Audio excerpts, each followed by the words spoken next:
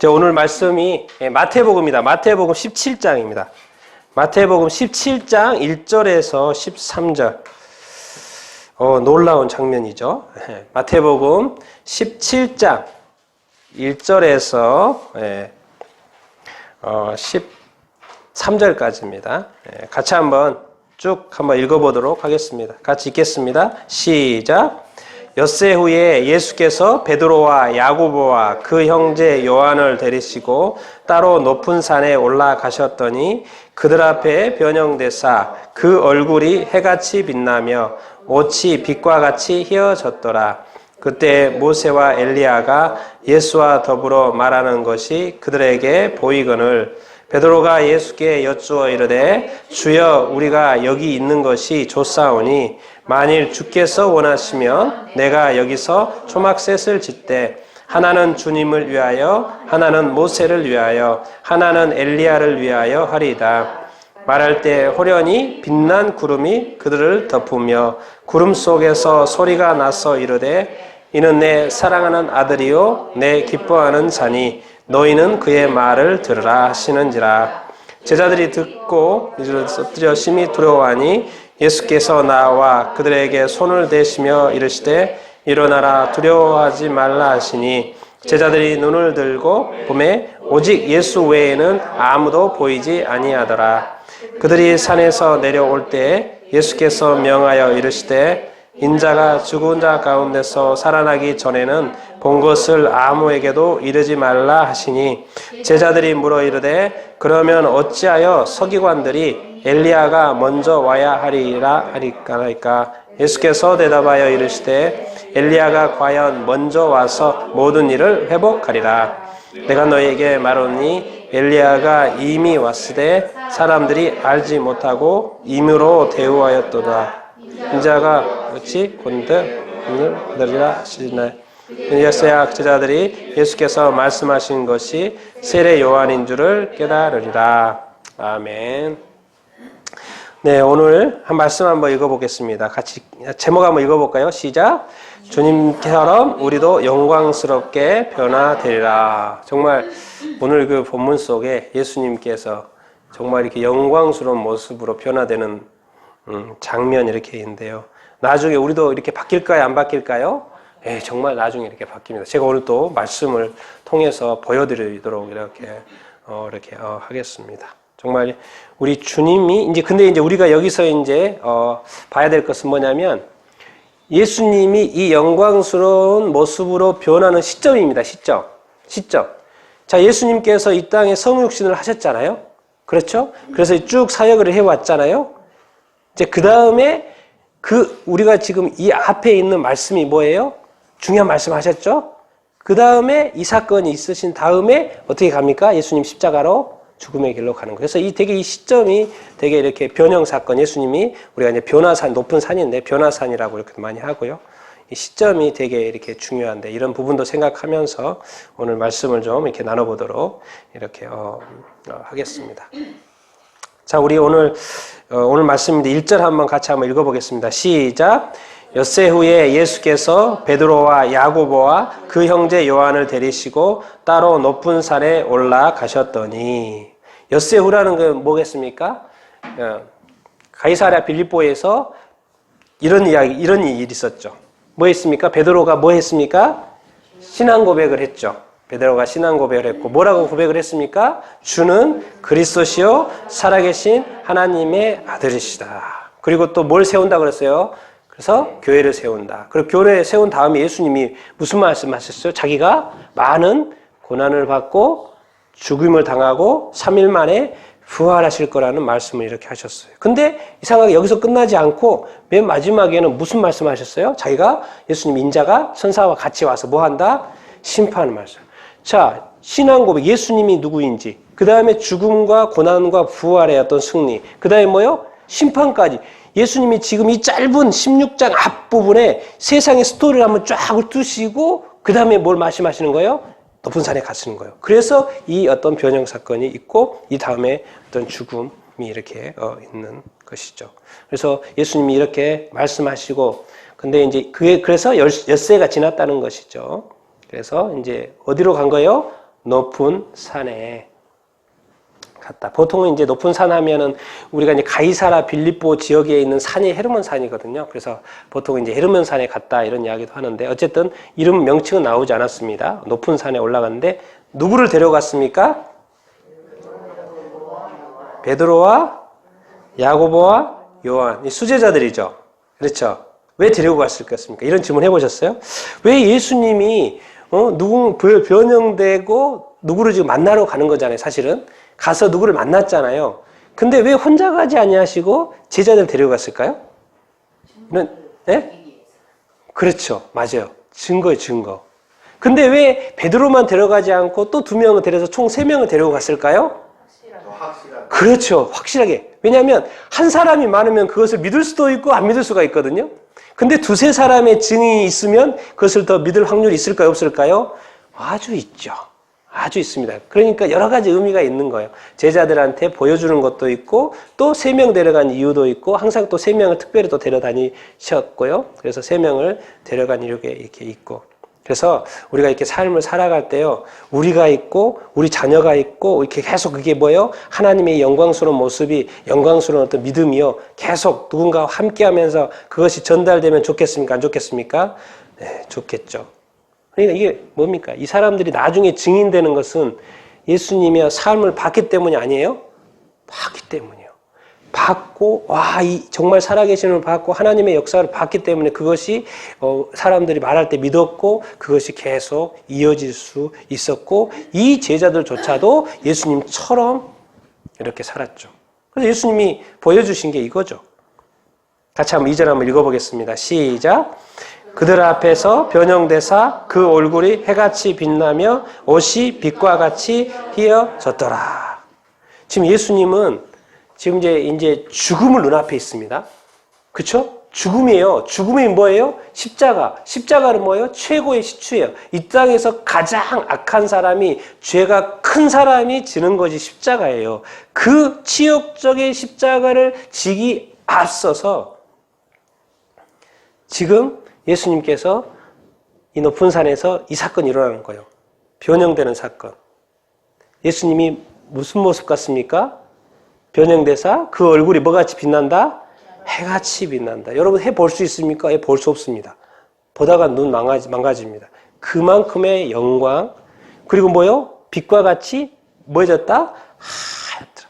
예수님이 이 땅에서 입고 다니는 옷들이 이 땅에서 사느라고 빨고 입고 다니시지만 이 세상의 옷을 입고 다녔어요.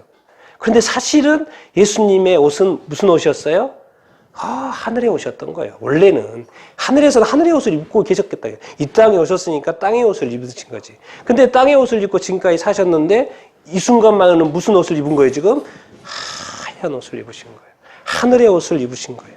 예수님이 전혀 달라 보여요. 제자들 볼 때. 제자들이 볼 때 전혀 이렇게 달라 보였습니다. 그러니까 이거는 지금 사실은 이 시점은 제자들한테 내가 죽을 것이라고 말했습니까? 안 했습니까? 말했어요. 그러니까 지금 제자들은 그 생각이 머릿속에 있고 지금 바로 앞에 또 얼마 6일 전에 또 이야기를 했고 그러니까는 제자들이 나름 어떤 실망과 좌절과 그런 게 있어요 없어요? 있는 상태예요. 그렇기 때문에 이 장면을 또 이렇게 보여주신 것이기도 해요. 이거 보니까 주님이 내가 생각하는 그 주님이 아니에요. 그럼 뭡니까 지금? 다음에 죽지만은 이 모습을 보니까 예수님의 죽음이 죽음으로 끝난다, 안 끝난다? 안 끝난다는 거예요. 예수님의 십자가가 십자가로 끝난다, 안 끝난다? 안 끝난다는 거예요. 그 고난의 죽음의 고난이 있지만 뭐예요? 이건 지금 뭐를 보여주는 거예요? 부활의 승리를 보여주는 거예요. 이미 부활의 모습을 미리 제자들에게 보여주는 거예요. 그러니까 제자들이 이 모습을 보고 얼마나 지금 용기가 났겠습니까? 다시 예수님이 죽은다고 그랬는데 그래서 힘이 빠져 있는데 다시 예수님의 모습을 보니까 전혀 다른 모습이에요. 이게 뭔가 그 인간 그 이상이에요. 이제 말씀까지 나중에 하나님께서 들려줘서 더 확증을 이렇게 하시는데요. 이것은 바로 고난이 고난으로 끝나지 않는다. 십자가가 십자가로 끝나지 않는다. 뭐예요? 원래는 이 모습이다. 변형된 모습, 영광의 모습, 부활이고 승리이고 그래서 고난은 끝난다. 과정일 뿐이다. 이걸 보여주는 거예요. 이건 뭐 부활뿐만 아니라 사실은 뭐 나중에 예수님이 재림하실 때 모습하고도 똑같습니다. 예수님이 전혀 다른 모습. 이 땅에서 인간으로만 보였던 그 예수님이 유일하게 한번 뭐죠? 딱 모형 자체가 바뀌어가지고 하늘의 모습을 보여주는 이 엄청난 순간입니다. 원래 주님의 모습은 이 모습 이렇게 인 것이죠. 그러니까 우리가 믿는 우리 예수님은 뭐예요? 예, 자꾸 2000년 전에 오셨던 예수님만 생각하시고 사시지 마시고 뭐예요? 이제 하늘 영광 가운데 오실 그 찬란한 영광의 예수님. 여러분 이 예수님을 또 기억하고 사는 여러분들이 다 될 수 있게 되길 바랍니다. 그러면 이 모습 예수님의 모습 부럽지 않습니까? 인간의 이 몸을 짓고 살아간 이 모습 때로는 아프고 지치고 절망 좌절 뭐 이렇게 인간의 뭐 이렇게 힘든 삶을 살아가는데 예수님의 이 찬란한 모습 부럽지 않습니까? 예수님만 이런 삶을 누릴까요? 우리에겐 이런 삶을 주실까요? 안 주실까요? 이런 변형된 모습을 주실까요? 안 주실까요? 예, 미리 다 예고해놨습니다. 예수님 말씀에. 자, 고린도전서 15장 51절 52절 같이 한번 읽어보겠습니다. 시작. 보라 내가 너희에게 비밀을 말하노니 우리가 다 잠잘 것이 아니요 마지막 나팔에 순식간에 호련히 다 변화되리니 나팔 소리가 나매 죽은 자들이 썩지 아니할 것으로 다시 살아나고 우리도 변화되리라. 지금 예수님이 변화돼요. 다른 이제 복음서에 보면 변화라고 돼 있어요. 변화해야 되는데 변화돼. 예수님이 지금 이렇게 변화되었어요. 그래서 제자들이 놀라워했어요. 그런데 한 가지 고린도전서에 보니까 비밀을 말하는데 우리도 마지막 나팔에 변한다 안 변한다? 변한다라는 거예요. 이제 좀 더 구체적으로 보면 뭐 하늘의 형체가 있고 우리의 이런 모습이 아니고 예수님의 부활한 모습의 형체는 다른 모습이었죠. 그런 것처럼 뭔가 우리가 가지고 있는 이런 형태, 우리가 알고 있는 어떤 지식, 이 몸, 이러한 삶이 아니고 영원히 살 수 있도록 변화되는 예수님의 그 본래의 모습의 그 형체를 보여주신 것처럼 우리가 생각하는 내가 이것이 아니라는 거예요. 여러분 그래서 이 세상에서의 삶은 우리가 버텨야 됩니다. 많은 사람들이 이 땅의 삶이 고달프고 힘들고 지치니까는 이 땅의 삶을 포기해버리는데 사실은 우리의 이 모습이 어떻게 보면 좀 못나 보이고 부족해 보이고 연약해 보이고 있는 이 모습이 우리의 전부일 거 아닐까요? 아니라는 거예요. 그러니까 절대로 이 땅에서 삶을 포기하지 말라는 거예요. 끝까지 인내하라는 거예요. 끝까지 한번 가보라는 거예요. 끝까지 한번 버텨보라는 거예요. 그러면 그 끝에서 뭘 보게 될 것이다? 영광을 보게 될 것이다는 거예요. 그러니까 이 땅의 삶은 우리가 지금 현재만 바라보면 낙심과 좌절 가운데 살 수밖에 없지만 주님 너의 삶은 이것이 전부가 아니야. 이거는 정말 100만 분의 1밖에 안 돼. 너의 모습은 나중에 그 찬란함 가운데 완전히 변형된 그 모습으로 너는 살게 될 거야. 성경이 말하죠. 그럼 예수님 이렇게 안 되면 예수님 거짓말한 거죠. 근데 될까요? 안 될까요? 될 것입니다. 순식간에 호련이 돼. 그렇기 때문에 이 땅에서의 삶이 우리가 힘들어도 지쳐도 버티고 인내하고 끝까지 가야 된다. 안 가야 된다? 끝까지 가야 됩니다. 그래서 예수님도 끝까지 가신 거예요? 안 가신 거예요? 가신 거예요. 어디까지 간 거예요? 십자가까지 간 거예요. 어디까지 간 거예요? 죽음까지 간 거예요. 쓰러지고 맞고 피나고 얼마나 아팠겠습니까? 버텼어요? 안 버텼어요? 예수님은 버티셨습니다. 뭐를 알기 때문에? 이걸 알기 때문에 그렇습니다. 그러니까 제자들한테도 지금 이것을 보여주시고 너희도 이런 영광이 너희들한테 있다. 너희도 나를 따라오되 이것을 생각하면서 따라와라. 이 땅에서의 삶이 전부가 아니고 이 땅에서 너의 삶의 어떤 부족한 연약함이 전부가 아니고 고난도 끝이 나고 그 영광 가운데 너희도 참여하게 될 것이다. 그래서 이 땅의 모든 사람들이 제일 이렇게 아쉬운 것은 버티지 못하는 거, 인내하지 못하는 거, 중간에 포기하는 거, 중간에 예수님을 떠나는 거, 중간에 교회를 떠나는 거. 이것이 이 세상에서 가장 큰 실수죠. 왜? 완전하게 다른 영광의 삶이 찬란함의 삶이 있는데 그것을 믿지도 않고 알지도 못하고 그냥 포기하고 영원히 후회하는 삶을 살겠죠. 그래서 우리는 이런 모습을 보면서 정말 썩지 아니할 이 영원한 찬란한 몸이 있다는 것을 우리가 기억하고 이러한 어떤 변화된 삶에 여러분들이 다 동참할 수 있게 되기를 예수님의 이름으로 축원드립니다. 아멘. 예수님이 이렇게 보여주신 것은 원래 예수님은 사명을 감당하고 이 모습이 있잖아요. 결국엔 누굽니까? 누구를 위해서 이렇게 하시는 거예요?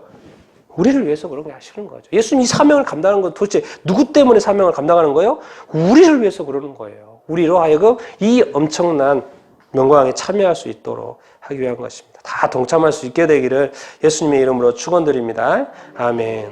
제가 사명의 길을 간다고 했는데, 자, 3절 같이 한번 읽어보겠습니다. 시작. 그때 모세와 엘리야가 예수와 더불어 말하는 것이 그들에게 보이거늘. 자, 모세와 엘리야가 누굽니까? 모세는 누구예요? 구약에, 모세가 뭘 썼습니까? 모세 오경이 율법의 대표예요. 율법이 완전히 모세는. 그런데 엘리야는 또 누구예요? 선지자. 선지자 중에 선지자예요. 엘리야는. 그렇기 때문에 이 선지자, 구약의 선지자, 어떻게 보면 구약의 예언서, 구약의 예언의 대표 자격이에요. 근데 이 두 사람이 지금 나타났어요. 나타나가지고 뭐예요? 예수님하고 이야기해요. 그럼 뭐 같습니까? 지금 예수님은 뭐 같아요?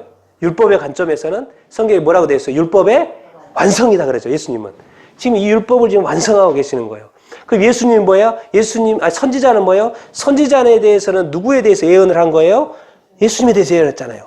이 예언의 말씀을 완성하시고 이루시는 분이 예수 그리스도인 거예요. 그러니까 이 구약을, 율법과 이 구약에서 말씀하는 내용이 무엇이니 선지자의 내용의 완성을 하시는 분이 예수님이고, 그 예수님과 지금 어떤 이야기를 나누고 이렇게 있습니다. 그래서 우리가 이 부분도 우리가 이렇게 알아야 이렇게 되겠고요. 그래서 예수님은 완성자인데, 근데 이때 무슨 이야기를 나눌 것 같습니까? 지금 이 찬란한 모습, 이 영광스러운 모습, 놀라운 이야기를 나눌 것 같죠? 네. 이 최고의 이 땅에서 볼 수 있는 마지막 한 번 있는 이 영광의 모습이에요. 찬란한 모습. 우리 늘 이런 삶을 꿈꾸고 이런 것을 생각하잖아요. 뭔가 큰 것이 되기를 원하고, 성공하게 되기를 원하고, 잘 되기를 원하고, 최고의 어떤 지금 이 땅에서 볼 수 있는 최고의 어떤 높이의 단계예요. 이 모습이에요. 근데 여기서 무슨 이야기를 하고 있을까요? 예수님하고? 누가복음에 보면 답이 나옵니다. 정확히 말하고 누가복음 9장 31절 같이 한번 읽어보겠습니다. 시작. 영광 중에 나타나서 장차 예수께서 예루살렘에서 별세하실 것을 말씀하실세. 지금 뭐하고 있으신 거예요? 예수님께서 이 영광 중에, 이 최고의 어떤 영광 중에 말씀하시는 얘기가 뭐예요?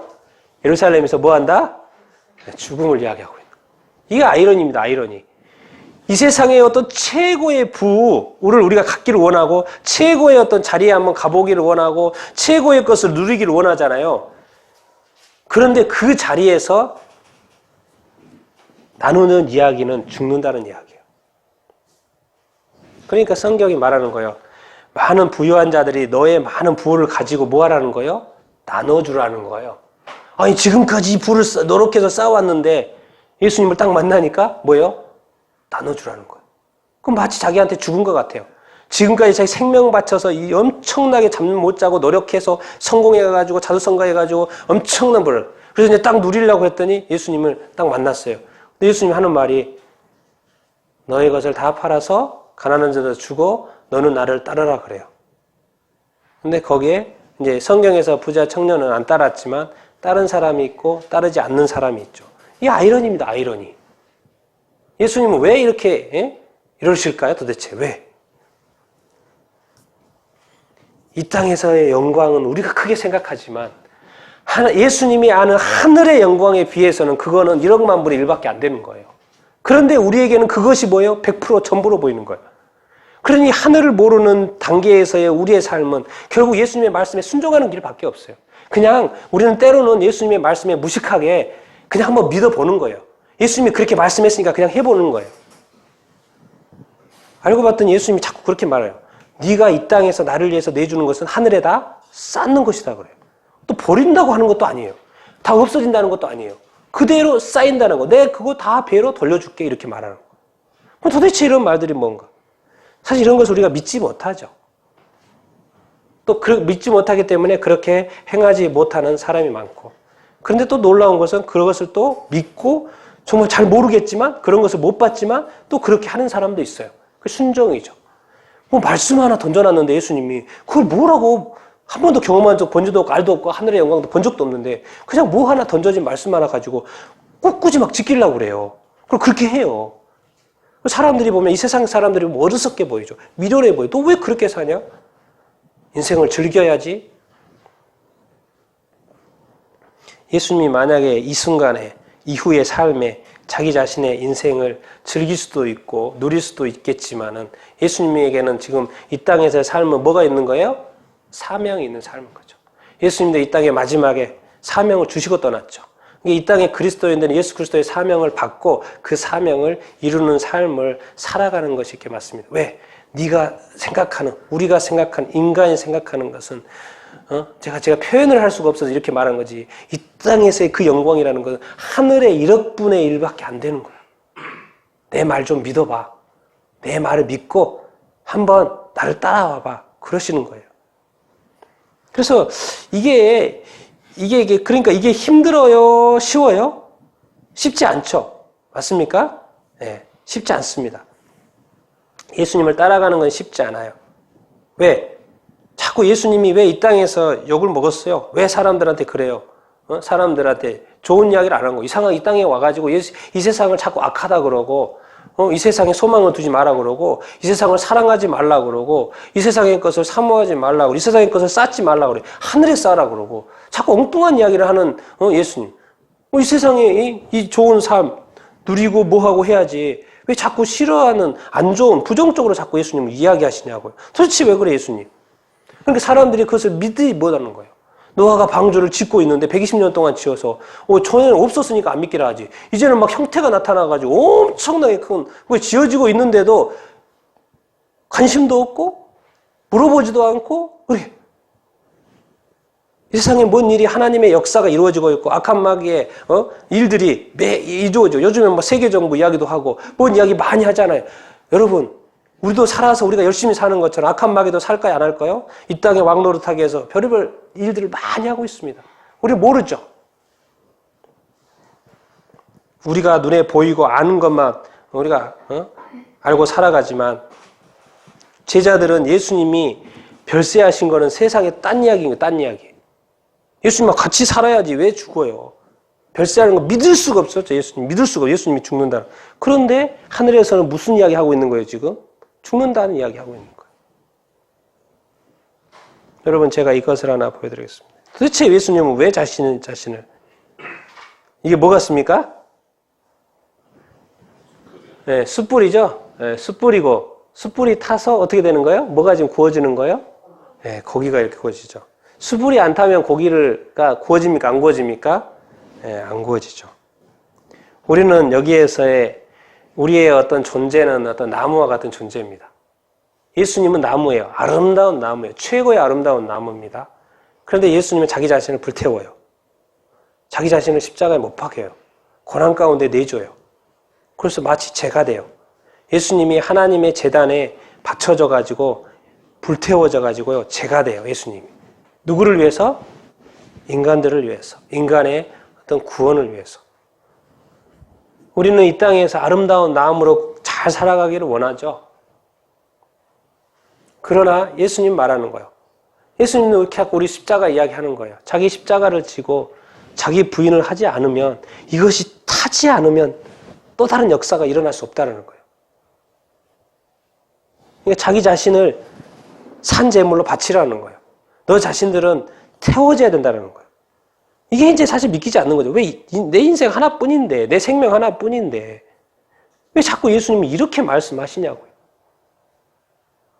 혹시 세상과 이 교회의 어떤 믿음과 양다리 걸치면 안 됩니까? 이것도 50%, 이것도 50% 하면 안 됩니까? 이거 되게 합리적인데.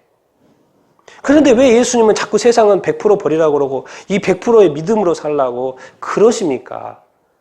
우리 그리스도인들이 많이 이해하지 못하는 부분이 그런 것입니다. 이것도 분명히 하나님이 창조하신 것이고 아름답게 만들어 놓으셨는데 왜 자꾸 그러십니까? 그래서 어떤 사람들은 이렇게 불 속에 던져져서 그 몸이 태워져서 재가 돼서 열을 내가지고 세상을 이롭게 하는, 다른 사람들이 먹을 수 있도록 고기를 이롭게 하는 사람이 있고, 여전히 불 밖에서 나무로 버티고 있는 사람이 있죠. 저 불은 들어가기 싫다는 거죠. 예, 들어가면 왜? 없어지니까. 미랄이 땅에 떨어져서 죽어야지만이 이게 나무가 되는데, 죽기 싫으니까.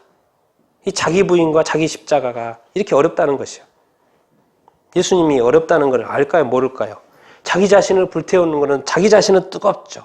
근데 자기 자신의 그 뜨거움이 다른 사람을 이롭게 하는 이 삶의 이 원리. 여러분, 천국에서는 이런 사람이 없습니다. 천국에서는 이럴 일도 없고요. 천국에서 이럴 일 없는데, 이 땅에서의 삶은 선과 악이 있고 죄가 의가 있고요. 예수님이 오시기 전에는 사탄이 왕 노릇했는데, 이제 예수님이 이 땅에 오셔가지고 예수님이 왕으로 등극을 했어요. 그러니까 영적 전쟁이 되고 이렇게 있어요. 근데 이 세상의 어떤 승리의 방법이 이게 뭐예요? 이 사람이 온전해가지고는 이게 승리가 안 되는 거예요. 예수님 십자가를 지신 것처럼 자기 십자가를 지고 자꾸 따라오란 말이, 자기 자신을 몸을 산제물로 드리라는 거예요. 자기 자신을 자꾸 이렇게 불태우라는 거예요. 세상을 싫어하는 거예요. 도대체 이 말씀이 무엇인지. 그래서 하도 안 되니까 예수님이 보여주신 거죠. 십자가의 길을. 이제 봐라. 내가 이렇게 사는 거. 이렇게 해서 내가 승리하잖아. 근데 우리가 늘 이제 기억해야 되는 거, 오늘 변화사 산 것처럼 이게 끝이 아니라 끝이 아니라는 거예요. 그것이 끝이 아니고 영광이 끝이라는 거예요. 영광이 끝이. 근데 거기에 도달하기 위해서는 이 과정이, 이걸 무시할 수 없다라는 것입니다. 그래서 예수님은 자꾸 이 길로 초대하는 거예요. 초대 이렇게 하는 거예요. 초대하는 것이 좋은 것 같이 아닌 것 같지만, 예수님은 최고의 것을 알고 있기 때문에 최고의 자리로 우리를 초대하는데, 그 최고의 자리가 자꾸 부담스러운 말인 거죠. 부담스러운 삶인 거예요. 그래서 쉽지 않은 것인데, 그러나 예수님은 지금도 오늘도 다시 우리를 초대하고 이렇게 있습니다. 영광의 자리에서 예수님의 모세와 엘리야와 예수님이 이야기 나누는 것은, 이 모세의 율법을 완성해야 되는데, 말씀을 완성해야 되는데, 이 땅에서 우리의 삶을 완성을 해야 되는데, 그 완성이 바로 십자가라는 거예요. 방법이 없다는 거. 그렇게 한다는 거예요. 자기 자신을 불태우지 않으면 이웃 사랑이 안 되고 다른 사람 사랑이 안 되고 그저 자기 자신으로 남아있을 뿐인데, 자기 자신을 불태우면 다른 사람이 이롭게 되고 다른 사람이 살찌게 되고 다른 사람이 행복하게 되고 세상이 이롭게 된다는 이 원리를, 이 십자가의 원리를, 자기 자신을 불태우는 원리를 이렇게 무시. 그래서 우리가 이런 것을 보면서도, 어떤 샘플을 보면서도, 예수님을 보면서도 쉽지 않은 삶입니다. 그래서 우리가 더 이런 것들을 묵상할 필요가 있고요. 그래서 제자들도 이런 사고를 하는 거죠. 이게 쉬우면 제자들도 금방금방 하죠. 근데 4절 한번 읽어보겠습니다. 시작. 베드로가 예수께 여쭈어 이르되, 주여, 우리가 여기 있는 것이 좋사오니 만일 주께서 원하시면 내가 여기서 초막셋을 짓되, 하나는 주님을 위하여, 하나는 모세를 위하여, 하나는 엘리야를 위하여 하리이다. 그러니까 이제 예수님은 그 어떤 변형된 모습을 이렇게 보여줬는데, 제자의 모습에서 이 예수님의 이 장면, 이 또 모세와 엘리야, 이게 직접 본 거죠. 예, 직접 본 거예요. 초막 셋을 짓자고 한 것은 지금 세 사람을 본 거예요, 안 본 거예요? 봤다는 거죠. 베드로가 직접 봤기 때문에 초막 셋이라는 단어를, 숫자 셋을 셌어요. 세 병을 본 거죠. 설명, 저거 정확히 언급하고 있어요. 주님과 모세와 엘리야. 그러니까 이 자리는 아주 최고의 자리입니다. 그렇기 때문에 이 자리가 너무 좋다는 거예요. 그러니까 이 자리에 어떤 기념물, 기념품, 기념 장소로 만들자고 이렇게 하는 거예요. 그러면 많은 사람들이 밑에서 이 자리로 올라오겠죠. 왜? 이것은 이제 성지가 되니까 많이 올라오겠죠. 그렇죠? 그래서 이 자리 성지가 되는 거예요. 이게 베드로의 사고방식입니다. 뭔가 이렇게 좋은 자리에 만들어 놓고 사람들이 오게 하자 그런 어떤 사고방식이에요. 근데 예수님은 어떻게 하십니까? 내려가자 그래요. 내려가자 그래요. 아니, 이 영광의 자리에 사람들이 올라오게 해야지. 예수님이 뭐라고 합니까? 근데 제자들은 이해를 못했던 거죠. 제자들은 이것이 좋으니까 여기에 좋은 것을 지키고, 여기를 지키고 싶었는데, 예수님은 그것이 아무것도 없었냐? 그냥 내려가자. 사람들로 내려가자. 낮은 곳으로 내려가자. 세상 사람이 있는 곳으로 내려가자. 죄인들이 있는 곳으로 내려가자. 사랑이 없는 곳으로 내려가자. 죽음이 있는 곳으로 내려가자. 저기에는 구원이 필요해. 내가 필요해. 제자가 가야 돼. 가서 복음을 전해줘야 돼. 그래야지 저들이 살아. 내려가자. 예수님의 마인드는 끊임없이 내려가는 거예요. 왜? 이 영광의 자리에서도. 근데 제자들을 우리가 이해하지 못하면 세상 사람들은 당연히 올라가는 것을 끊임없이 어떻게든 올라가고 더 끊임없이 올라가는 삶을 추구하죠. 근데 우리 그리스도인들은 예수님처럼 내려가기를 자꾸 내려가기를 추구해야 되는데 어느 순간 교회도 어느 순간 자꾸 올라가는 쪽으로 방향을 바꿔가지고 올라가고 있는 것은 아닌가. 우리 삶은 또 혹시 올라가는 쪽으로 방향을 잡고 있는 것은 아닌가. 올라가면 뭐라고 합니까? 예수님이 죽음을 이야기하고 있어요. 죽음을. 다시 내려가야 돼요. 일찍부터 빨리 정신 차리고 예수님이 진정으로 원하는 삶이 무엇인지 내려가는 삶이 예수님이 원한다는 것을 빨리 깨닫는 게 낫죠. 수고롭게 올라가도 올라가면 예수님이 죽음을 이야기하고 내려가라 그러죠. 왜? 지금 이 땅에서 삶은 과정이야, 과정. 이것이 끝이 아니야, 끝. 이 땅에서 삶은 과정이지 끝이 아니야. 근데 우리는 마치 이 세상의 모든 것이 끝인 양 살아가는 것이죠. 전부인 양 살아가는 것이죠. 그런데 예수님이 볼 때는 이것이 아니기 때문에 이 땅에서 삶을 자꾸 제시 이렇게 하시는 것이죠. 그런데 이제 이것이 예수님과 또 이렇게 지금 이제 이 총출동됐어요. 이 모세와 엘리야가 나타나고 예수님 제자. 근데 이제 누가 나타난 거예요? 우리 5절, 6절 한번 읽어보겠습니다. 시작. 말할 때 호련히 빛난 구름이 그들을 덮으며 구름 속에서 소리가 나서 이르시되 이는 내 사랑하는 아들이요 내 기뻐하는 자니 너희는 그의 말을 들으라 하시는지라. 제자들이 듣고 엎드려 심히 두려워하니. 이게 뭡니까? 예수님께서 세례 받으실 때 성령이 내려오시고 하늘에서 뭐가 있었어요? 소리가 있었죠. 그 소리 누구의 소리였습니까? 하나님의 소리. 그러니까 예수님이 공생애를 처음 시작하는 그때 하나님의 소리가 이렇게 있었습니다. 그래서 동일한 말을 했죠. 이는 내 사랑하는 아들이요 기뻐하는 자니 너희는 그의 말을 들으라. 그런데 하나님이 다시 한번 나타납니다. 구름 가운데 다시 한번 나타나요. 그 순간이 어느 순간이에요? 이때예요. 어느 순간에? 영광 중에 다시 한번 나타나서 다시 제자들에게 나타납니다. 구름 가운데서. 뭐라고 해요? 동일한 말을 하죠. 이는 내 사랑하는 아들이요 내 기뻐하는 자니 너희는 그의 말을 들으라. 이제 이 순간이 지나면 이런 말을 들을 수 있어요? 없어요? 없어요. 그러니까 예수님에 대해서 다시 한번 마지막으로 확증하는 거예요. 누구들한테? 제자들한테. 제자들한테 누가 나타나서? 하나님이 나타나서.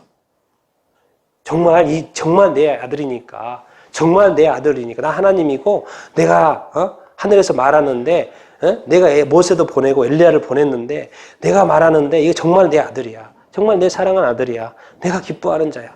너희는 제발 그의 말을 들어라. 예수님의 말을 들어라. 근데 이것이 사실인 것을 이제 지금 제자들이 말하는 거잖아요. 그쵸? 들은 거, 제자들이 이 소리를 이렇게 들은 거잖아요. 그럼 베드로전서, 베드로후서, 베드로가 썼잖아요. 거기에 보면 그 말이 나와요. 자기가 그때 이거 들었다는 말이 나와요. 베드로후서 1장 17, 18절 같이 한번 읽어보겠습니다. 시작. 지극히 큰 영광 중에서 이러한 소리가 그에게 나기를 이는 내 사랑하는 아들이요 내 기뻐하는 자라 하실 때 그가 하나님 아버지께 존귀와 영광을 받으셨느니라. 이 소리는 우리가 그와 함께 거룩한 산에 있을 때 하늘로부터 난 것을 들은 것이라. 그렇죠? 아멘. 베드로가 기억하는 거예요. 그때 높은 산에 가서 예수님 하나님 하늘에서 소리가 이렇게 나가지고 우리가 들었던 이야기 그 내용이 뭔지 알아? 이는 내 사랑하는 아들이고 그대로 말하고 있잖아요. 그래서 베드로가 기억하고 있었던 거예요. 이 순간. 그러니까 뭡니까? 이 순간을 기억하고 있었던 베드로. 근데 그 당시에는 이게 사실 긴가 맨가 했을 거예요. 그런데 나중에 이제 예수님이 가시고 성령을 받은 다음에는 이것이 자기가 편지로 쓸 정도로 분명했던 거예요. 깨달아지는 거예요. 그때 하나님이 우리에게 말씀하시는 거였구나. 그러니까 우리가 지금 베드로처럼 이 교회의 길을 가는 것이, 이 믿음의 길을 가는 것이 맞다 안 맞다? 맞구나. 다시 확증하는 거예요. 그러니까 이제 예수님이 부활 승천하시고 성령이 온 다음부터 예수님과 3년 동안 했던 그 말들이 이해가 되고 예수님이 걸었던 그 길이 이해가 됐기 때문에 이제 베드로와 이 사도들은 뭐요? 주님이 말씀하시는 그 길을 갔죠. 그런데 보면은 뭐죠? 제자들이 듣고 어떻게 했어요? 심히 어떻게 했습니까? 두려워했어요. 심히 두려워했어요. 왜 두려워했을까요? 왜 두려워했을까요? 예. 지금 이게 이겁니다. 어떻게 보면은 죄 많은 어떤 인간이 하늘의 영광을 봤을 때, 하늘의 음성을 봤을 때, 하늘의 소리를 들었을 때 사실 두려울까요? 안 두려울까요? 두려워요. 이제 아직 이 제자들은 성령을 받기 전입니다. 거룩한 자, 의로운 자가 되기 전이에요. 그렇기 때문에 아직 죄인된 어떤 상태에서의 예수님을 만나고 예수님을 따르고 있지만 성령으로 거듭나지 않은 어떤 상태에 지금 길을 걸어가고 있는 거예요. 그 상태에서 뭐요? 하나님의 소리를 듣고 하늘의 소리를 들어요. 그러니 뭐요? 두려운 생각이 드는 거예요. 만약에 성령의 어떤 거듭나서 성령에 충만한 상태로 사역하고 있는 베드로에게 하나님의 소리가 있으면 오 하나님 제가 듣겠습니다. 말씀하시옵소서 이렇게 갈 거예요. 그런데 이 단계는 그게 아닌 거예요. 아직은 아니에요. 그렇기 때문에 하늘의 소리를 들으니까 엄청 두려운 거예요. 우리는 하늘의 소리를 듣고 싶고 우리는 하나님의 얼굴을 보고 싶고 주님의 얼굴을 보고 싶고 하나님의 어떤 찬란한 것을 보고 싶어 하잖아요. 과연 우리가 그것을 하나님이 나타나시고 보여주셨을 때 과연 담대하게 우리가 주님을 즐거운 마음으로, 기쁜 마음으로, 행복한 마음으로, 평안한 마음으로 볼 수 있을까요? 아니, 예수님을 딱 만나면 나의 부끄러운 모습이 먼저 딱 태어난다. 그럼 얼른 숨지 않겠습니까? 벌써 딱 두려운 마음이 생기지 않겠습니까? 정말 여러분은 그런 어떤 자신 있는 하나님의 사람으로서, 주님의 제자로서 정말 자신 있는 삶을 여러분들은 지금 이 시간, 이 순간 이렇게 살아가고 이렇게 있습니까? 아니면 주님을 분명히 바라는데, 소망하는데 막상 나타나면 두려워서 삶을 살고 있습니까?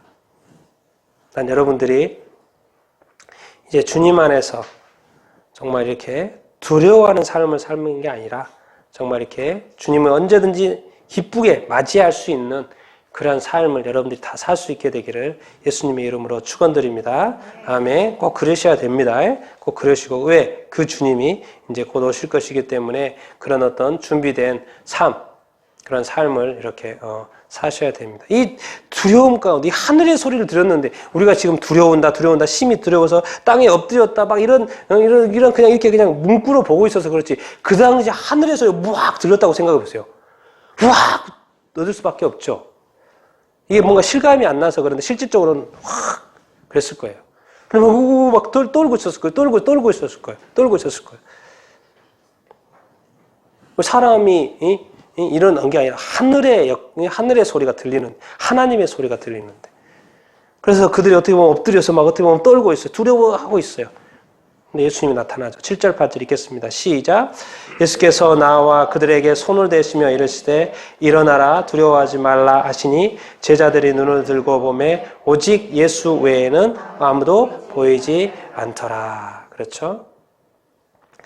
이제 어떻게 보면 너무 떨고 있어요. 너무 떨고 이렇게 있는 그 순간에 예수님이 딱 오셔가지고 손을 만지시면서 그들에게 손을 만지시면서 일어나라 두려워하지 말라. 여러분 우리가 하나님을 정말 이렇게 직접 대하면 안 됩니다. 다 죽어요. 하나님은 스스로 또 보여주지도 않아요. 왜? 인간이 죽을까 봐. 사랑하지만 나타나지 않아요. 왜? 나타나면 죽어요. 인간은. 버틸 수 있는 사람이 아무도 없어. 태양 앞에 우리가 설 수 없는 것처럼 그 찰나는 우리 하나님 앞에 의로운 하나님 앞에 거룩하신 하나님 앞에 사람이 직접 설 수 없어요. 직접 나오면 죽는다니까요. 말은 직접 하나님을 만나고 싶고 하지만 만약에 하나님 진짜 만나고 싶어 나타나면 그냥 그 순간 즉사나니까 즉사예요. 죽어요. 그 중간에 그 하나님을 직접 할 수 없기 때문에 이 땅에 중보자를 보내신 거예요. 하나님과 인간, 의로우신 하나님과 죄인된 그 인간의 어떤 중보자 누구예요? 예수 그리스도. 예수 그리스도께서 우리를 오셔야 되고 우리를 만져주셔야 돼요. 우리를 도와주셔야 돼요. 그러니까 우리에게는 예수님이 반드시 필요합니다. 이런 말 해주실 분도 일어나라, 두려워하지 말라. 이런 따뜻한 말, 위로의 말을 해주실 분도 누구밖에 없어요? 예수님밖에 없습니다. 예수님 그러는 거예요. 하늘의 소리를 듣고 어떻게 보면 하나님을 믿고 이 사람들은 제자 유대인들이기 때문에 하나님을 믿고 하나님을 따르고 있는데 하나님이 나타나도 두려워요. 하나님 그렇게 소망하면서도 막상 나타나니까 두려워요. 그래서 예수님이 필요해요. 예수님이 두려워하지 말라 하면서 다 말씀으로 가르쳐주고 하나님에 대해서 가르쳐주고 하나님에 대해서 가르쳐주고 하나님 앞에 설 때는 이렇게 해야 된다는 걸 다 가르쳐주고 다 말씀해 주셨잖아요. 그래서 우리가 말씀을 보는 것이고 우리가 하나님 앞에 서는 것이 무엇이고 하나님 앞에서 살아가는 삶이 어떤 무엇이고 그런 것을 우리가 다 예수님을 통해서 배우게 이렇게 되고 그 가르쳐 주신 그분이 또 스스로 우리의 죄값을 어떤 치르시고 그래서 우리가 예수님은 우리의 어떤 중보자가 되신 줄로 이렇게 믿습니다. 예수님이 그 중보자가 돼서 하나님과 우리를 또 화목해 하신 줄로 이렇게 믿습니다. 그래서 우리가 이제 예수님을 믿고 예수님의 화목자를 통해서 하나님께로 나아가는 줄로 이렇게 믿습니다. 마음껏 이제 예수님을 믿으시고 마음껏 하늘의 소리도 들으시고요. 하나님과의 교제도 누리시고 하나님을 좀 소망하고 찬란함도 소망하시고 영광도 좀 사모하시고 그 어떤 즐거움, 영원한 즐거움과 영원한 기쁨 정말 우리가 맛보지 못한 그 찬란한 어떤 삶에 대해서 더 사모하게 되기를 바랍니다. 왜? 예수님이 그러려고 우리를 구원하는 거 이렇게 아니겠습니까? 그런데 한 가지는 우리가 기억을 이렇게 해야 될 것은 이 땅에서의 삶을 이렇게 살아갈 때 뭐가 눈에 보입니까? 안 보입니까? 그 찬란한 모습이 눈에 그려져요? 안 그려져요? 안 그려지죠. 이 땅에 이제 제자들만 이걸 봤지 지금 우리가 성경을 통해서 이걸 보는 거잖아요. 근데 그게 보입니까? 안 보입니까? 자, 이렇게 안 보이죠? 그래서 누구를 보내주셨을까요? 안 보고 믿을 수 있도록 누구를 보내주신 거예요? 네, 성령님 보내주신 거예요. 그거 봐야지 믿냐? 근데 안 봤는데도 이 땅에 수많은 그리스도인들이 막 믿어요. 안 봤는데도, 하늘을 안 봤는데도 바울처럼 삼층처럼 보면 좋을 텐데 안 봤는데도 이상하게 믿어요. 그리고 막 그 길을 가요. 사역의 길, 제자의 길을 가요. 그리고 끝까지 가요. 그 어디까지 가요? 순교자까지 가요. 아무것도 안 보이는데. 그런데 이상하게 믿음을 버리지 않아요. 다 누가 도와주시는 거예요? 우리 안에서 성령님께서 도와주시는 거예요. 여러분, 그래서 성령 충만을 받으라는 것입니다. 성령으로 거듭남으로 하지 않고 이 땅에서의 그리스도인의 온전한 삶을 살기 위해서는, 예수처럼 살기 위해서는, 하나님이 바라시는 삶을 살기 위해서는 누가 필요하다? 성령님이 필요한 거예요. 왜? 인간을 알기 때문에, 인간의 연약함을 알기 때문에 인간이 이 땅에서 예수 그리스도의 그리스도인으로서의 삶을 살아갈 수 있도록 도와주시는 말이 누구다? 성령입니다. 보지 않고 믿은 것처럼 살 수 있는 삶을, 믿음의 삶을 살 수 있게 도와주시는 분이 누구다? 성령님이다. 그런 거예요. 그러니까 성령의 인도하심을 받고. 그래서 알고 봤더니 교회 시대가 오순절, 사실 이제 다음 주가 오순절 주일입니다. 오순절 주일이에요. 그 성령이 이 땅에 있었기 때문에 사실 이 교회 시대가 지금까지 진행이 됐고, 사실 인간이 복음을 전하는 것 같지만 전 세계에 지금 복음이 전하는 것은 이 땅에 와서 수고하신, 복음을 문을 여신 예수 그리스도, 그 예수 그리스도의 영으로 이 땅에 와가지고 2000년 동안 성령님께서 쉬지 않고 각 나라마다 모든 민족마다 복음을 전하면서 복음이 지금 전해져 있는 상태이지 않습니까? 그래서 지금 요즘에 세계 정부 이야기하고 이제는 666 시대 이야기하고 지금 이제 코앞에 돌아왔다 이런 이야기 하지 않습니까? 왜? 복음이 지금 거의 다 전해져 있는 상황이니까. 그것이 요한계시록 시대에 우리가 살고 있다고. 지금 누구나 다 목사님은 누구나 다 말하지 않습니다. 그냥 다 느끼는 거예요, 자연스럽게. 왜? 지금 눈앞에 현실을 보니까. 나는 여러분들이 이렇게 보지 않고 믿을 수 있는 믿음을 주시는 성령으로 말미암아 늘 충만한 삶을 살 수 있게 되기를 축원합니다. 성령의 인도하심을 받는 삶을 축원합니다. 여러분, 나중에 성령을 붙들고 인도하심을 받아서 이 땅에 끝까지 인내하고 가십시오. 인내하고 보십시오.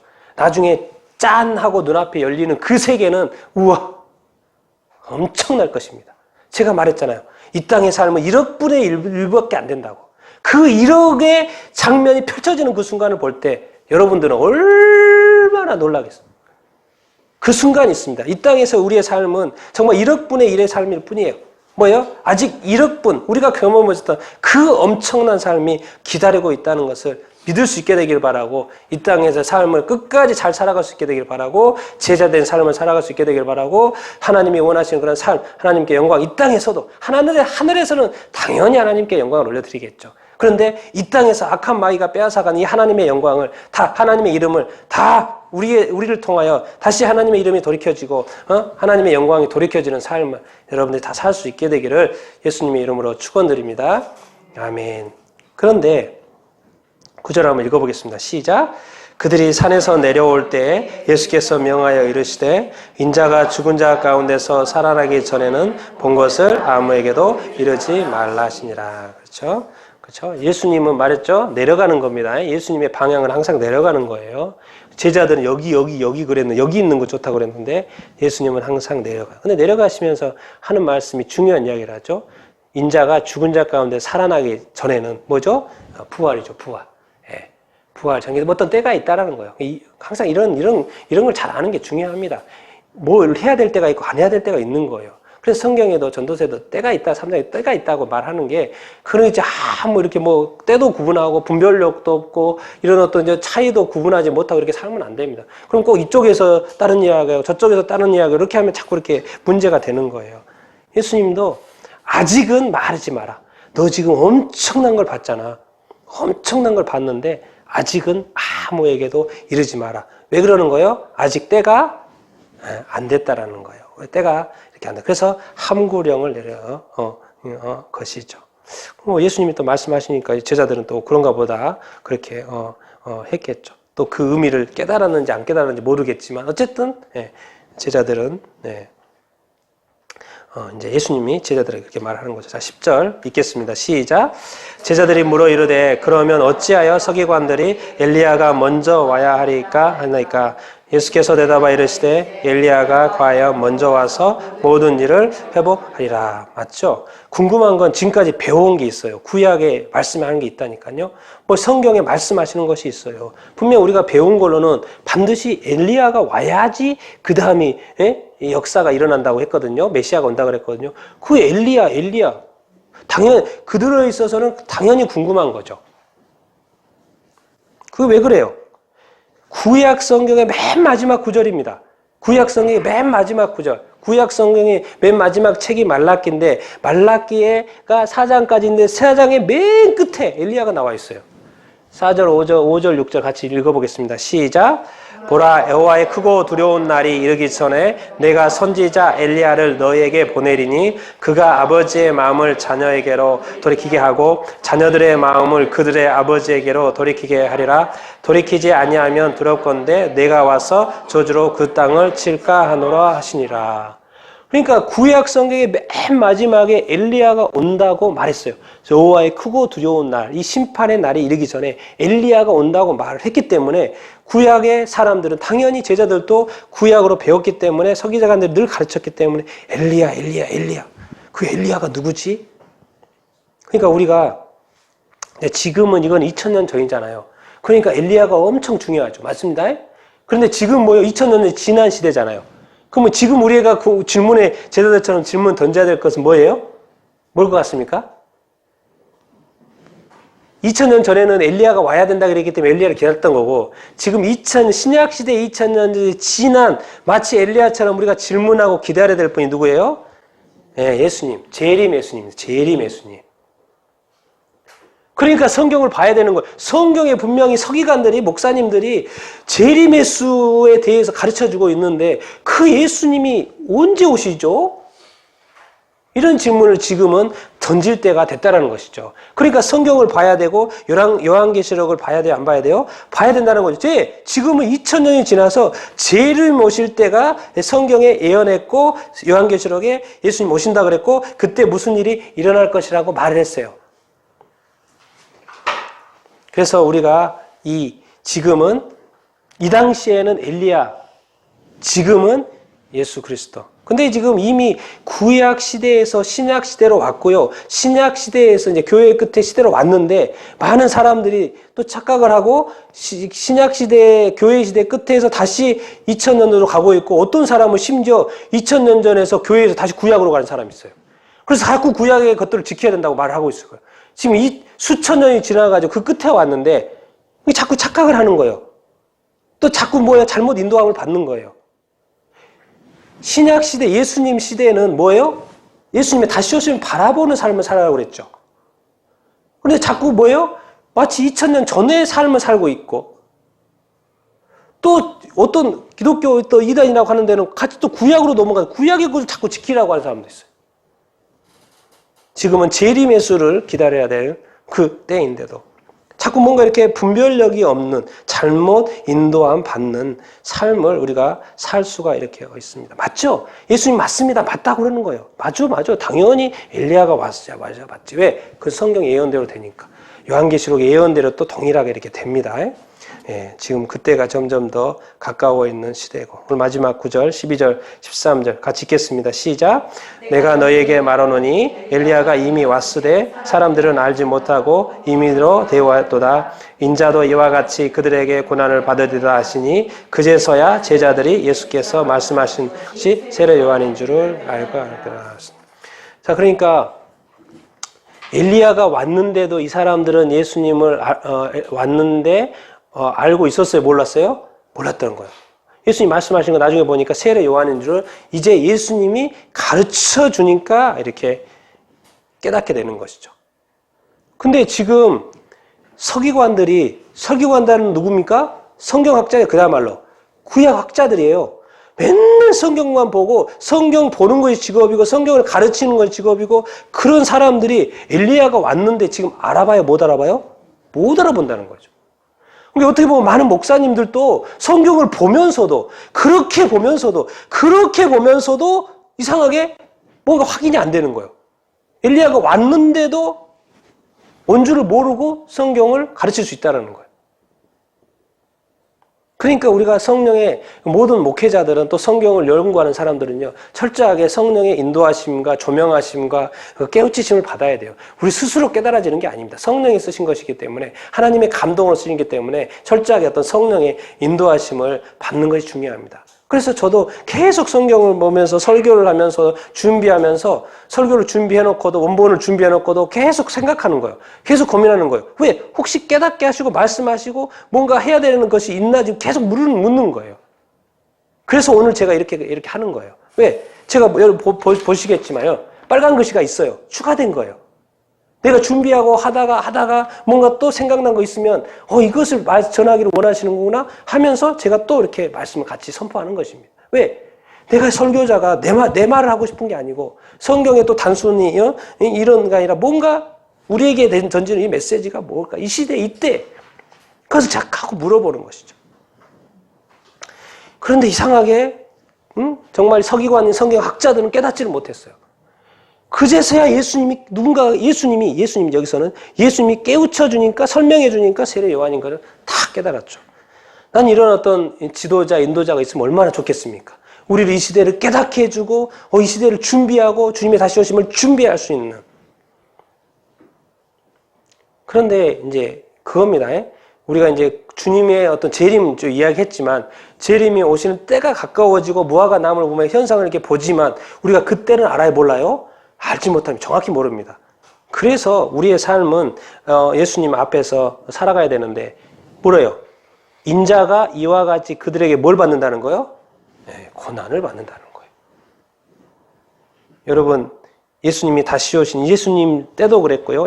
세례 요한도 목배임 당했잖아요. 그렇죠? 순교됐습니다. 예수님도 어떻게 했어요? 십자가에 못 박혀? 죽었어요. 그러니까 예수님도 자기도 세례 요한처럼 고난을 받을 것이라고 말을 하는 거예요. 그러면 이제 2000년 전에 세례 요한이 예수님이 고난을 받았어요.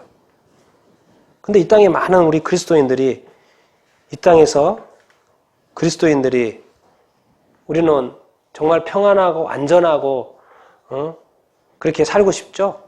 근데 아마 앞으로는 세상에 가만히 안 둘 겁니다. 우리 그리스도인의 참 믿음에 대해서 믿는 사람에 대해서 가만히 안 둘 거예요. 그냥 자동으로 고난으로 나갈 수 있습니다. 준비하셔야 됩니다. 세상이 정말 악해지고 있어요. 믿는 것에 대해서 교회를 욕하고 믿는 것에 욕하고 교회를 분열시키고 뭐 대형교회, 소형교회 막 이렇게 하면서 교회를 분열시키고 여러분 그 뒤에서 일어나는 악한 마귀의 어떤 그 일들 여러분 많이 모릅니다. 연구하지도 않고 정말 우리에게 들려지는 그 소식들이 다를 것 같습니까? 아닙니다. 저는 그런 것을 알아야 되고 악한 마귀가 어떻게든 예수 믿는 사람을 미혹해가지고 지옥에 떨어뜨리려고 믿음에서 떨어뜨리려고 하나님에서 떨어뜨리려고 하는지를 저는 그 간사함을 알고 관계를 알기 때문에 여러분한테 선포하는 것이고 끝까지 이 믿음의 길을 갈 수 있어야 됩니다. 지금 오늘 편안하죠? 내일 어려움이 오면 어떡하겠습니까? 포기하실 것입니까? 아니죠. 포기하지 말라고 제가 말씀드리는 거예요. 예수님도 고난이었고요. 세례 요한도 고난이었어요. 제자들 가는 곳마다 환영받지 못했습니다. 그곳에서 복음을 전했어요. 결국 뭐예요? 사도들도 다 순교했어요. 세례 요한 빼고. 이 세상의 아직 아이러니입니다. 어떻게 보면 천국의 찬란한 영광을 가지고 있는 우리가 이상하게 이 세상에서의 삶은 환영받지 못하고 정말 우리가 이 대한민국처럼 이렇게 안전하게 자유롭게 신앙생활을 하는 나라가 몇 나라가 될 것 같습니까? 많지 않습니다. 많지 않습니다. 우리가 정말 감사할 줄 알아야 되고요. 바로 위에 북한만 해도 예수 믿으면 죽어요. 가족이 죽어요. 가족이 감옥에 가요. 아니 거기 위에 그 위에 더 큰 나라 있잖아요. 정말 우리는 감사할 줄 알아야 되고 이 믿음을 이렇게 자유롭게 예배할 수 있는 이것에 대해서 정말 이런 가운데도 믿음을 안 지키면 안 되겠죠. 그래서 이런 어떤 대한민국에는 더 책임이 있는 거예요. 왜? 열방에 나가봐라. 정말 자유롭게 예수 믿을 수 있는 환경이 아니다. 저도 오랫동안 스리랑카 사역을 했기 때문에 너무나도 잘 알아요. 그 나라에서 믿을 수 없어요. 정말 믿기지 않아요. 이 자유로울 때 우리의 믿음을 키워서 그들에게 복음을 전하는 것이죠. 우리가 자유로울 때 믿음 잘 지킬 수 있게 되길 바라고 여러분 이 어떤 고난 가운데도 이 땅의 삶이 전부가 정말 1억분의 1인 것이라고 이런 것을 기억하고 1억분의 그 삶이 우리 앞에 이를 때까지 끝까지 여러분 잘 걸어갈 수 있게 되길 바랍니다. 그리고 이 땅에 고난이 있고 어려움이 있더라도 예수님께서 변형된 모습을 보여준 것처럼 제가 고린도전서 말씀을 보여줬잖아요. 우리의 모습이 찬란하게 변화될 그날이 올 것입니다. 그날을 기억하면서 우리의 믿음의 길을 끝까지 잘 걸어갈 수 있는 여러분들이 다 되고 다 승리할 수 있게 되기를 예수님의 이름으로 축원드립니다. 아멘. 그래서 우리 하나님께 영광을 올려드리고 우리의 삶도 그 영광의 꼴이 내서 영원토록 한번 살아보십시다. 영원토록 살아보시다. 근데 거기까지 가기 위해서는 예수님 말씀하시는 거예요. 고난이 있을 것이다라는 것이죠. 이 땅의 삶이 쉽지 않습니다. 않지 않습니까? 그래도 포기하지 말고 끝까지 갈 수 있는 여러분이 다 될 수 있게 되기를 예수님의 이름으로 축원드립니다. 그 끝에서 고난의 끝에서 영광을 보리라. 그 영광을 다 볼 수 있게 되기를 예수님의 이름으로 축원드립니다. 아멘. 우리 같이 한번 기도하십시다. 예수님께서 이제 죽음 앞에서 제자들에게 보여주셔. 이 영광. 정말 예수 그리스도가 진짜다. 예수 그리스도가 진짜다. 예수 그리스도가 하나님의 아들이다. 예수 그리스도를 믿어야지만이 구원받을 수 있다. 끝까지 예수 믿고 나서 이제 끝까지 믿음을 버텨야 된다. 끝까지 인내해야 된다. 끝까지 포기하지 말아야 된다. 우리 같이 한번 오늘 예수님께 다시 한번 감사하면서 주님, 제가 지금까지 믿음으로 여기까지 온 것 너무나도 감사합니다. 이제 어떠한 상황 속에서 폭풍이 우리 삶에 닥칠지라도 우리가 이 믿음 끝까지 지켜나가는 내 자신이 될 수 있도록 인도하여 주시옵소서. 그 믿음의 끝에서 고난의 끝에서 하늘 영광 보게 하여 주시옵소서. 그곳에 이르도록 인도하여 주시옵소서. 성령님 도와 주시옵소서. 우리 같이 한번 말씀을 생각하면서 기도하도록 하겠습니다. 주여 주님, 이 땅에 아버지, 이 땅에 한 번의 어떤 삶이 주어져서 이 땅에 살아가고 있고, 정말 지난날엔 예수 그리스도를 알지 못했지만 이제 예수 그리스도를 믿고 이제 믿음 안에서 정말 주님의 제자된 삶을 살아가게 하시니 너무나 감사합니다. 지금도 40억이나 되는 사람들이 예수도 믿지 않고 다른 종교에 빠져서 주여 하나님과의 온전한 관계가 완목되지 못한 채, 회복되지 못한 채 살아가고 있습니다. 그런데 정말 우리 자신들은 예수 믿고 이렇게 자유롭게 예배하며 경배하며 찬양하는 삶을 살고 있으니 얼마나 감사합니까? 다시 한번 감사, 찬양, 영광을 이렇게 올려드리고, 주님 말씀하시는 것처럼 세례요한이 그랬고 예수님도 그랬고 사도들이 그랬고 제자들이 그랬고 이 땅에 뿌려진 수많은 수천의 수천만 명의 이 순교자의 어떤 삐에 이 믿음으로 증거된 이 예수 믿음, 확실한 믿음, 하나님에 대한 이 구원에 있던 믿음, 우리도 끝까지 잘 지켜서 어떠한 폭풍 가운데, 어떠한 고난 가운데도 이 세상이 어떻게 우리를 위협한다 할지라도 포기하지 않고 낙심하지 않고 이 믿음 끝까지 잘 지켜갈 수 있는 우리가 될 수 있도록 인도하시고 축복하여 주시옵소서. 주님, 우리가 기억하게 해주시옵소서. 예수님에게는 두 가지 옷이 있었습니다. 이 땅에서의 옷을 입었을 때는 그저 그런 것 같았는데 예수님이 찬란한 옷을 입었을 때 그 모습은 전혀 다른 모습이었어요. 주님, 이 땅에서의 우리의 삶이 좀 이렇게 좀 그런 것 같아도 진짜 우리의 삶은 찬란한 삶인 줄로 이렇게 믿습니다.